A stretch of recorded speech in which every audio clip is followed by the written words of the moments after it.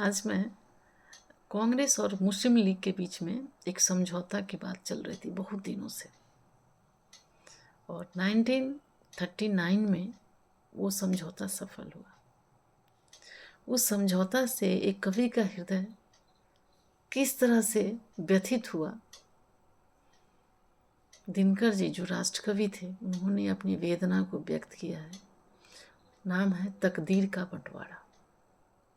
आप समझ सकते हैं कि मुस्लिम लीग और कांग्रेस के बीच में क्या समझौता हुआ होगा जब कवि ने एक कविता लिख डाली जिसका नाम है तकदीर का बंटवारा। तो सुनते हैं तकदीर का बंटवारा में क्या लिखा कवि ने। है बधी तकदीर जलती डार से, आसियों को छोड़ उड़ जाऊं कहाँ। वेदना मन की सही जाती नहीं, यह जहर लेकिन उगल जाऊं कहाँ। पापनी कह जीभ काटी जाएगी, आंख देखी बात जो मुंह से कहूं।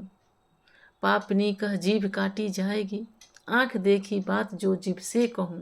हड्डियों जल जाएंगी मन मार कर, जीभ थामे मौन भी कैसे रहूं। तान कर भौहें करकना छोड़कर, मेघ बर्फों सा पिघल सकता नहीं। शौक हो जिनकी जले वे प्रेम से, मैं कभी चुपचाप जल सकता नहीं। शौक है जो जिनकी जले वे प्रेम से, मैं कभी चुपचाप जल सकता नहीं। बांसुरी जन्मी तुम्हारी गोद में, देश माँ रोने रुलाने के लिए। दौड़ कर आगे समय की मांग पर, जीभ क्या गर्दन कटवाने के लिए। जिंदगी दौड़ी नई संसार में, खून के सबके रवानी और है लेकिन हमारी किस्मतें आज भी अपनी कहानी और है। हाथ की जिसकी कड़ी टूटी नहीं, पाँव में जिसके अभी जंजीर है। बांटने को हाय तौली जा रही, बेहया उस कौम की तकदीर है। हाथ में जिसकी कड़ी टूटी नहीं, हाथ की कड़ी टूटी नहीं मतलब गुलामी अभी भी थी, अंग्रेजों का शासन अभी भी था। पाँव में जिसकी अभी जंजीर है, गुलामी तो अभी छटी नहीं। बांटने को हाय तौली जा रही, बेहया उस कौम की तकदीर है।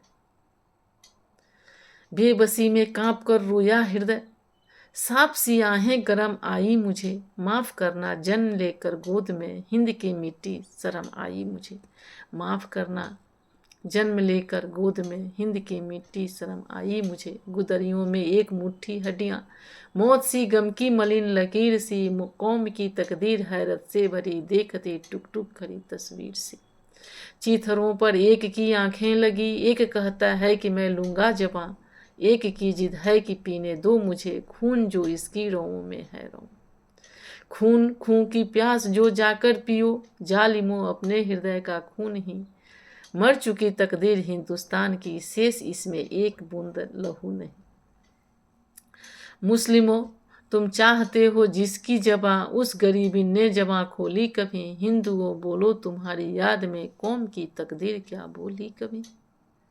छेड़ता आया जमाना पर कभी, कौम के मुंह खोलना सीखा नहीं। छेड़ता आया जमाना पर कभी, कौम ने मुंह खोलना सीखा नहीं। जल गई दुनिया हमारे सामने, किंतु हमने बोलना सीखा नहीं। ताव थी किसकी बांधे कौम को, एक होकर हम कहीं मुख खोलते। बोलना आता कहीं तकदीर को, हिंद वाले आसमां पर बोलते। बोलना आता कहीं तकदीर को, हिंद वाले आसमां पर बोलते। खूब बहाया जा रहा इंसान का, सिंग वाले जानवर के प्यार में। कौम की तकदीर फोड़ी जा रही, मस्जिदों के ईंट के दीवार में। सुझता आगे न कोई पंथ है घनी गलफत घटा छाई हुई। नौजवानों कौम के तुम हो कहाँ, नास की देखी घड़ी आई हुई। नौजवानों कौम के तुम हो कहाँ, नास की देखो घड़ी आई हुई। तो बहुत ही दर्दनाक कविता ये। दिनकर जी की बातें याद आती है, उस समय कैसा लगा होगा कौम को कि गुलामी से बाहर आने के सपने देख रहे थे, लेकिन गुलामी के रहते रहते अपने वतन के दो टुकड़े देखे और कभी सोचा भी नहीं होगा।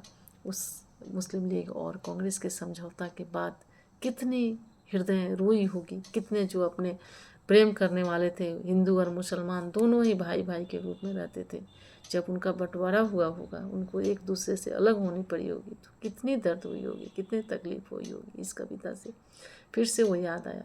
तो बस 2 क्षण की ज़िंदगी बहुत खुशियों से मिलजुल कर जीना है। क्यों किसी से मोल लेना, क्यों किसी से बैर करना, क्यों किसी से दूरी बनाना, क्यों किसी के लिए ईर्ष्या द्वेष पालना। ये तो मानवता का अपमान है, ये तो मानवता के लिए वरदान